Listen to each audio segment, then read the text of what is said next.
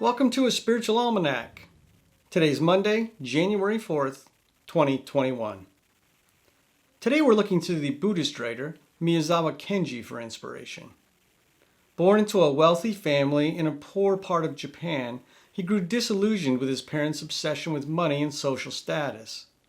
Against his father's wishes, he abandoned his inheritance and became a teacher of agriculture and a social activist who, among other things, advocated for organic farming techniques. He was also a prolific writer of fiction, poetry, and children's stories.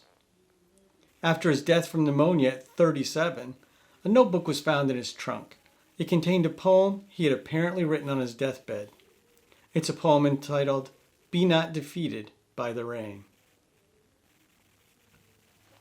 Unbeaten by the rain, unbeaten by the wind, bested by neither snow nor summer heat, strong of body, free of desire, never angry, always smiling quietly, dining daily on 4 cups of brown rice, some miso, and a few vegetables, observing all things with dispassion, but remembering well, living in a small thatched roof house in the meadow beneath a canopy of pines, going east to nurse the sick child, going west to bear sheaves of rice for the weary mother, going south to tell the dying man there's no cause for fear, going north to tell those who fight to put aside their trifles, shedding tears in time of drought, wandering at a loss during the cold summer, called useless by all, neither praised nor a bother, such is the person I wish to be.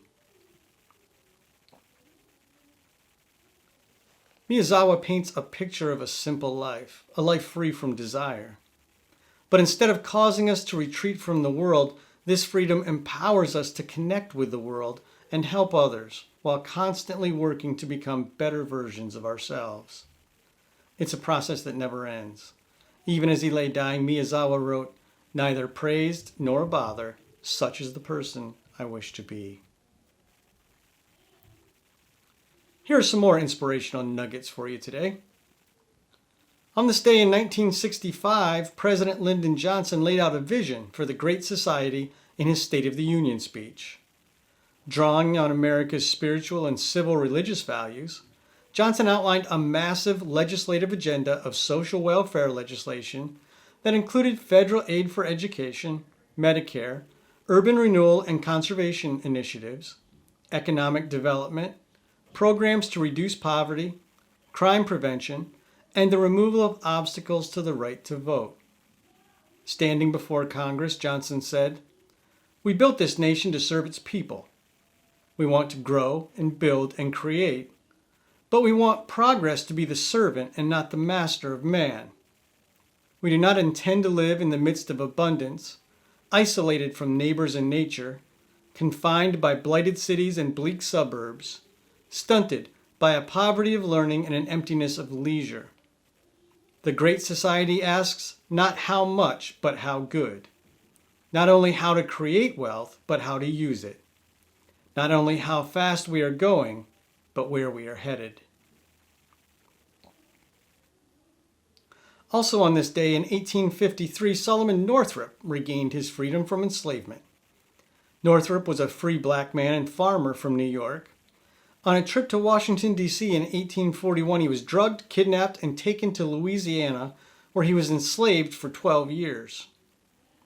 After he secured his freedom with the help of Washington Hunt, the governor of New York, he published his memoir, 12 Years a Slave, in which he frequently addresses the role of religion in justifying slavery.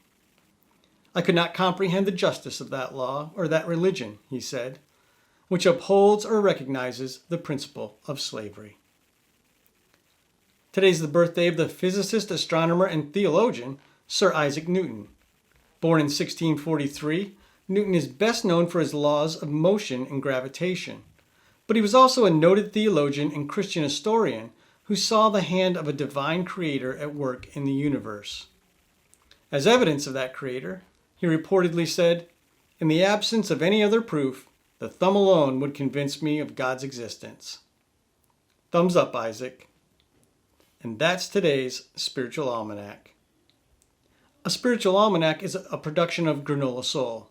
You can find a text version of today's episode and other resources at our website, granolasoul.com. Be kind, take good care, and we'll see you soon.